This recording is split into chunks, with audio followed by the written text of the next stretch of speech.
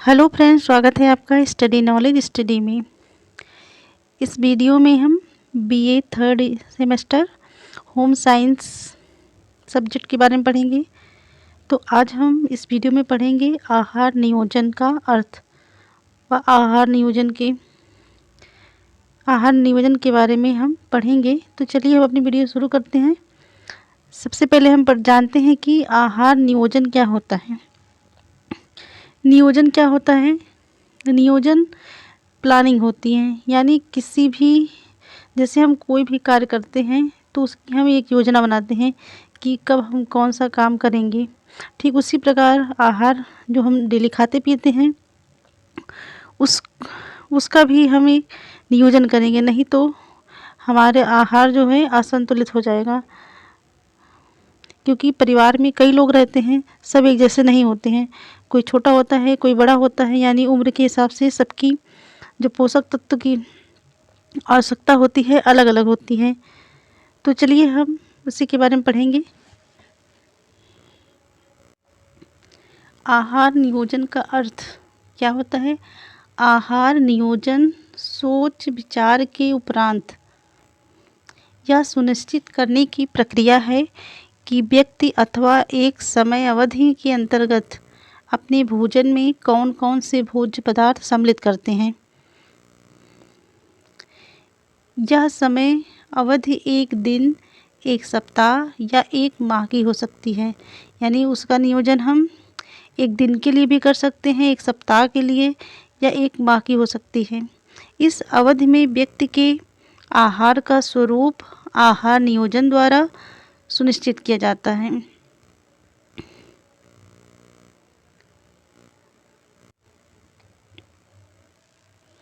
भोजन, इसमें हम देखेंगे कि भोजन किस प्रकार का होगा, उसमें कौन से व्यंजन सम्मिलित होंगे, कितनी मात्रा में, एवं किस समय पर भोजन ग्रहण किया जाना चाहिए। इन सभी प्रश्नों के उत्तर आहार नियोजन के माध्यम से प्राप्त किए जा सकते हैं। यानी कि हम भोजन कब करेंगे, भोजन में कौन सा व्यंजन सम्मिलित रहेगा, इन सभी चीज़ों का वर्णन हम आहार नियोजन में करते हैं। एक बार आहार का स्वरूप तैयार हो जाने पर कच्ची खाद्य सामग्री क्रय की जा सकती है। केवल एक व्यक्ति की अपेक्षा संपूर्ण परिवार के लिए आहार नियोजन करना एक जटिल कार्य है। यानी जब हम एक लोग का आहार नियोजन करेंगे तो इजी है, लेकिन अगर पूरे परिवार का आहार नियोजन करना है तो यह थोड़ा कठिन कार्य है, जहाँ प्रत्येक सदस्य की पोषणीय आवश्यकताएं भिन्न होती हैं। आहार नियोजन सामान्य एवं रोगग्रस्त दोनों प्रकार के व्यक्तियों के लिए महत्वपूर्ण है। परिवार के सभी सदस्यों को उचित पोषण प्राप्त हो, इसके लिए आहार नियोजन आवश्यक है। यानी आहार नियोजन किस लिए किया जाता है? जिससे कि परिवार के सभी सदस्यों को पोषण प्राप्त हो। अगर व्यक्ति रोगग्रस्त है तो उसका आहार अन्य प्रकार से रहेगा और स्वस्थ व्यक्तियों का आहार अन्य प्रकार से रहेगा। तो यह सब हम आहार नियोजन के द्वारा अच्छे से उसकी व्यवस्था कर सकते हैं। अगला पॉइंट है आपका आहार नियोजन के उद्देश्य। आखिर हम आहार नियोजन जो कर रहे हैं उसका उद्देश्य क्या है? तो जानते हैं हम क्या है। आहार नियोजन का मुख्य उद्देश्य है कि सभी व्यक्तियों को उनकी आवश्यकता के अनुरूप पर्याप्त पोषक तत्वों की प्राप्ति हो। तो आहार नियोजन के मुख्य उद्देश्य तो यही है कि पोषक तत्वों की प्राप्ति हो। आहार नियोजन के अन्य उद्देश्य निम्न प्रकार हैं। तो क्या है? पहला पॉइंट है यह सुनिश्चित करना कि व्यक्ति किस समय किस प्रकार का एवं कितनी मात्रा में भोजन ग्रहण करेगा। दूसरा है आहार को रुचिकर बनाने हेतु एवं उसमें विविधता लाने के लिए पांचों खाद्य समूहों में से अलग अलग खाद्य पदार्थों को आहार में सम्मिलित करना। अगला पॉइंट है खाद्य पदार्थों को क्रय करने संबंधी निर्णय लेना एवं पारिवारिक खाद्य बजट को नियंत्रित करना। आहार नियोजन करने से पूर्व व्यक्ति को कुछ मूलभूत जानकारी अवश्य होनी चाहिए। जैसे अगर आप आहार नियोजन कर रहे हैं तो कुछ जानकारी होनी चाहिए, जैसे कि क्या,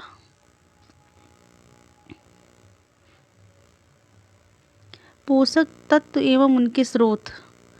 जो हमें पोषक तत्व हैं उनके स्रोतों के बारे में पता होना चाहिए। पोषक तत्वों की शारीरिक मांग एवं विभिन्न व्यक्तियों के लिए पोषक तत्वों की अनुशंसित मात्राएं, यानी किन पोषक तत्वों की शरीर के लिए क्या मांग है और जिस व्यक्ति के लिए बनाना है उसको उस पोषक तत्व की क्या मात्राएं होनी चाहिए। अगला पॉइंट है व्यक्तियों की आहारी आदतें एवं आहारी इतिहास। अगला पॉइंट है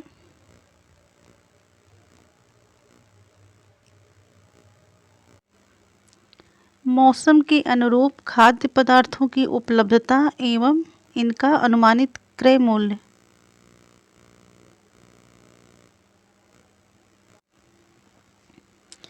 यानी हम ये ध्यान देंगे कि मौसम के अनुरूप कौन से खाद्य पदार्थ उपलब्ध हैं और उन खाद्य पदार्थों में उनका मूल्य कितना है। अगर सेम खाद्य पदार्थ सस्ते दाम में मिल रहे हैं और उनसे हमें वही पोषक तत्व प्राप्त हो रहे हैं तो हम उनका क्रय करेंगे। ठीक है, अब नेक्स्ट पॉइंट पढ़ेंगे हम आहार नियोजन के सिद्धांत। कोई भी ऐसी संस्था जैसे परिवार हो, रेस्तरां हो, कैंटीन हो या स्कूल का भोजनालय आदि जो भोजन परोसने के कार्य में सम्मिलित हैं, इनके लिए आहार नियोजन महत्वपूर्ण है। नियोजित आहार से एक प्रक्रिया प्रारंभ होती है जिसके अंतर्गत पुनः कुछ निर्माण लेने पड़ते हैं। जैसे आहार बनाने हेतु कौन कौन से खाद्य पदार्थ क्रय किए जाएंगे यानी खरीदे जाएंगे, खाद्य पदार्थ कितनी मात्रा में खरीदे जाएंगे या खाद्य पदार्थों को बनाने में किस विधि का प्रयोग किया जाएगा एवं क्या आहार सूची भोजन ग्रहण करने वाले व्यक्तियों की पसंद के अनुरूप होगा। उपरोक्त प्रश्नों के आधार पर यह कहा जा सकता है कि अच्छा आहार आयोजन करना एक चुनौतीपूर्ण कार्य है। आहार आयोजन के मूल सिद्धांतों की जानकारी हेतु उपयोगी सिद्ध हो सकती है। आहार आयोजन के सिद्धांतों का वर्णन निम्नलिखित बिंदुओं के माध्यम से किया गया है। पहला है नियोजित आहार संतुलित होना चाहिए। नियोजित आहार कैसा होना चाहिए? संतुलित। आहार आयोजन इस प्रकार का हो कि व्यक्ति को संतुलित मात्रा में सभी पोषक तत्वों की पूर्ति हो। पोषक तत्वों की अधिकता एवं कमी दोनों ही स्वास्थ्य की दृष्टि से हानिकारक सिद्ध हो सकते हैं। यानी पोषक तत्व हमारे लिए आवश्यक है तो इसका ये मतलब नहीं है कि हम उसकी अधिकता हो जाए हमारे, यानी अधिकता और उसकी कमी दोनों ही स्वास्थ्य के लिए हानिकारक होते हैं, कुपोषण को जन्म दे सकते हैं। आहार के स्वाद एवं जायके में भी संतुलन अपेक्षित है। अत्यधिक मसालेदार अथवा अत्यधिक फीके भोजन की स्वीकार्यता कम होती है। आयोजित आहार सूची में उच्च वसा, ऊर्जायुक्त तथा निम्न वसा ऊर्जायुक्त खाद्य पदार्थों के मध्य एक संतुलन स्थापित किया जाना चाहिए। दूसरा पॉइंट है नियोजित आहार द्वारा पोषक तत्वों की मांग की पूर्ति हो। यानी जो आहार नियोजित किया गया है उससे पोषक तत्वों की मांग की पूर्ति हो। आहार आयोजन इस प्रकार का होना चाहिए कि चयनित खाद्य पदार्थों द्वारा परिवार के सभी सदस्यों की पोषक तत्वों की मांग के अनुरूप आपूर्ति हो पाए। नियोजित आहार द्वारा व्यक्ति को सभी पोषक तत्व जैसे ऊर्जा, प्रोटीन, कार्बोहाइड्रेट, वसा, विटामिन, खनिज लवण एवं जल प्राप्त होने चाहिए। नेक्स्ट पॉइंट है आहार नियोजन में परिवार के सभी सदस्यों की आवश्यकताओं की पूर्ति की व्यवस्था हो। यानी जो हमारा आहार नियोजन हो उसमें परिवार के प्रत्येक सदस्य को ध्यान में रखकर बनाया जाना चाहिए। अलग अलग परिवार के सदस्यों के लिए अलग अलग प्रकार के आहार नियोजन की आवश्यकता होती है। किसी परिवार में यदि छोटे बच्चों की संख्या अधिक होती है तो उनके लिए पौष्टिक एवं कम मसालेदार भोजन की आवश्यकता होती है। वहीं दूसरी तरफ जिन परिवारों में किशोर बालक बालिका होते हैं उन्हें अधिक पौष्टिक तत्वों की आवश्यकता होती है। इसलिए आहार नियोजन ऐसा होना चाहिए जिससे परिवार में सभी सदस्यों की पोषण संबंधी आवश्यकता पूरी हो पाए।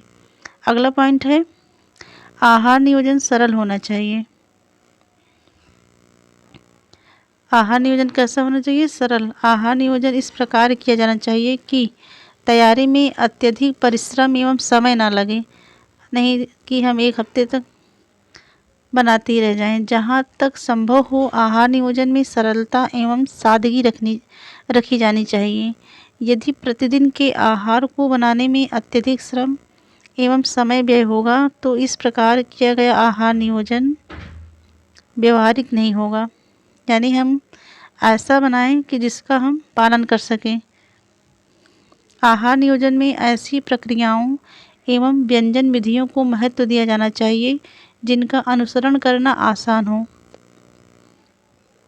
नियोजित आहार में पौष्टिकता एवं सादगी दोनों का समावेश होना चाहिए। अगला पॉइंट है, नियोजित आहार द्वारा पौष्टिक तत्वों की उचित पूर्ति हो। नियोजित आहार को तैयार करने की प्रक्रिया में पौष्टिक तत्वों की हानि नहीं होनी चाहिए। उन पाक विधियों का चुनाव किया जाना चाहिए जिनसे अधिक पौष्टिक तत्वों की प्राप्ति होती है, जैसे अंकुरण, खमीरीकरण, माल्टिंग, प्रेशर कुकिंग आदि। यानी जो भोज्य पदार्थ हम बनाते हैं उनका बनाने का तरीका ऐसा होना चाहिए जिससे उसके पोषक तत्व नष्ट ना हो। अगला पॉइंट है, आहार नियोजन में व्यक्तियों के पसंद नापसंद का ध्यान रखा जाना चाहिए। नियोजित आहार तभी सफल कहलाता है जब वह उसे ग्रहण करने वाले व्यक्तियों की रुचि के अनुरूप होगा।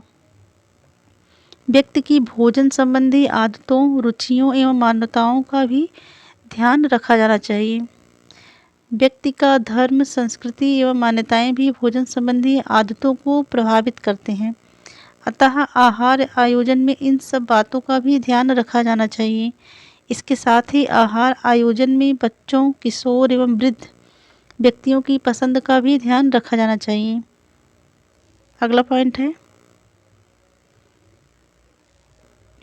आहार नियोजन व्यक्ति को तृप्ति प्रदान करें, यानी संतुष्टि प्रदान करने वाला होना चाहिए।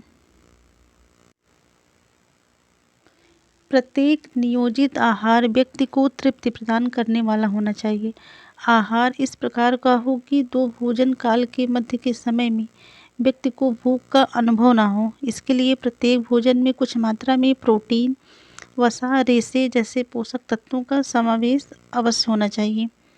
वसा में सभी पोषक तत्वों की अपेक्षा अधिक तृप्ति प्रदान करने की क्षमता होती है। यानी जो चिकना चीज़ हम खाते हैं वो हमें ज़्यादा अच्छा लगता है जिसमें वसा पाई जाती है। इसके अतिरिक्त एक व्यक्ति को भोजन में सम्मिलित अंश मात्रा प्राप्त होनी चाहिए। अगला पॉइंट है, आहार नियोजन व्यक्ति के बजट के अनुसार होना चाहिए। नियोजित आहार तभी सफल हो पाएगा जब वह परिवार के बजट के अनुरूप होगा। यदि आहार नियोजन में ऐसी खाद्य वस्तुएं सम्मिलित की गई हैं जिनका मूल्य बहुत अधिक है तथा इनके कारण व्यक्ति के बजट में बहुत वृद्धि हो रही है, तो ऐसा आहार नियोजन ना तो व्यवहारिक कहलाएगा और ना ही सफल सिद्ध होगा। नियोजित आहार जहाँ तक संभव हो व्यक्ति के बजट के अनुसार होना चाहिए। खाद्य पदार्थों की मूल्य वृद्धि के कारण सीमित साधनों में संतुलित आहार की व्यवस्था एक कठिन कार्य है।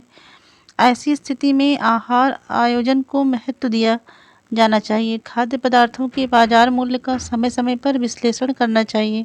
जब खाद्य पदार्थों का मूल्य अपेक्षाकृत कम हो तो उन्हें अधिक मात्रा में खरीद लिया जाना चाहिए। ऐसी स्थिति में मौसमी फलों एवं सब्जियों की उचित संरक्षण की विधियां भी प्रयोग में लाई जा सकती हैं।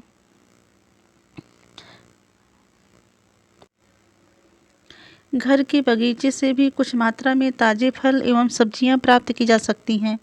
मोटे अनाज, हरी सब्जियां कुछ विटामिनों, खनिज लवणों एवं अन्य पोषक तत्वों का उत्तम स्रोत हैं। इनका मूल्य भी कम होता है।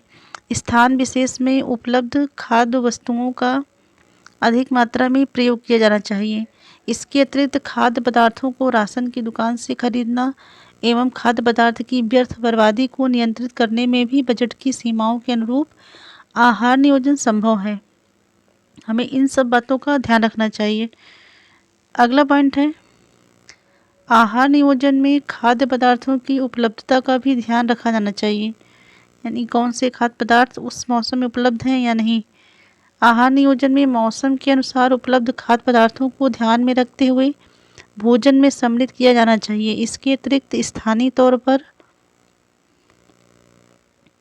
उपलब्ध खाद्य वस्तुओं का प्रयोग अधिक करना चाहिए। जो खाद्य पदार्थ संग्रह कर रखे जा सकते हैं उन्हें उचित समय पर अधिक मात्रा में खरीदा जा सकता है। ऐसा करने से कुछ सीमा तक खाद्य बजट को भी नियंत्रित किया जा सकता है। तो उपयुक्त बातों का हमें ध्यान रखना चाहिए। अब हम नेक्स्ट पॉइंट पढ़ेंगे, आहार नियोजन करते समय ध्यान देने योग्य महत्वपूर्ण बिंदु, यानी किन बातों का हमें ध्यान रखना चाहिए। आहार नियोजन के दौरान कुछ बातों पर ध्यान देना चाहिए। ये बिंदु निम्नलिखित हैं। पहला है, आहार रुचिकर होना चाहिए एवं उसमें विविधता होनी चाहिए। उन पाक विधियों का चुनाव करें जिनके प्रयोग द्वारा पोषक तत्वों को न्यूनतम क्षति हो, यानी उसके पोषक तत्व नष्ट न हो। नेक्स्ट पॉइंट है, प्रत्येक भोजन में पांचों खाद्य समूहों में खाद्य पदार्थ सम्मिलित किए जाने चाहिए। अगला पॉइंट है, साबुत अनाज, उसना चावल एवं माल्टेड अनाज का प्रयोग अधिक स्वास्थ्यवर्धक होता है। अगला पॉइंट है, मोटे एवं अपरिष्कृत अनाज में अधिक मात्रा में पोषक तत्व एवं रेशा पाया जाता है। इन्हें भी आहार में सम्मिलित करना चाहिए। साबुत दालों का प्रयोग अधिक करना चाहिए एवं इन्हें गलाने के लिए खाने के सोडे का प्रयोग नहीं करना चाहिए। इससे पोषक तत्व की हानि होती है। अगला पॉइंट है, अनाज एवं दालों के मिश्रित प्रयोग द्वारा आहार में प्रोटीन की गुणवत्ता में वृद्धि की जा सकती है। नेक्स्ट पॉइंट है, रेशे युक्त भोज्य पदार्थों का आहार में अधिक प्रयोग करें। आहार में कच्ची सब्जियों एवं फलों को भी सम्मिलित करें। अगला पॉइंट है, आहार आयोजन में प्रतिदिन न्यूनतम 100 मिलीलीटर दूध सम्मिलित करें। वसा एवं तेल के माध्यम से शरीर को प्रतिदिन 15 से 20% एवं शक्कर द्वारा 5% ऊर्जा प्राप्त हो। अंडे को आहार में सम्मिलित करने से प्रोटीन की गुणवत्ता में वृद्धि की जा सकती है। नेक्स्ट पॉइंट है, मांस या पोल्ट्री उत्पाद के प्रयोग की अपेक्षा आहार में मछली का प्रयोग अधिक स्वास्थ्यवर्धक है। यदि आप खाते हैं तब इनकी बात की गई है। एक समय पर भरपेट भोजन ग्रहण करने की अपेक्षा छोटे छोटे अंतरालों पर कम मात्रा में भोजन ग्रहण करना चाहिए। आहार में आहार में ट्रांस फैट्स अथवा हाइड्रोजनीकृत वसा का प्रयोग कम अथवा नहीं करना चाहिए। विभिन्न प्रकार के वनस्पति तेलों का प्रयोग जैसे सरसों, मूंगफली, सूरजमुखी, जैतून, ताड़ का तेल आदि अधिक स्वास्थ्यवर्धक होता है। अगला पॉइंट है, प्रौढ़ व्यक्ति अपने आहार में वसा, तेल एवं शक्कर का प्रयोग संतुलित मात्रा में करें। संतुलित आहार के माध्यम से एंटीऑक्सीडेंट की भी प्राप्ति होनी चाहिए। हल्दी, सोयाबीन, फल, अदरक, पुदीना आदि एंटीऑक्सीडेंट के अच्छे स्रोत हैं। इन्हें भी अपने आहार में सम्मिलित करना चाहिए।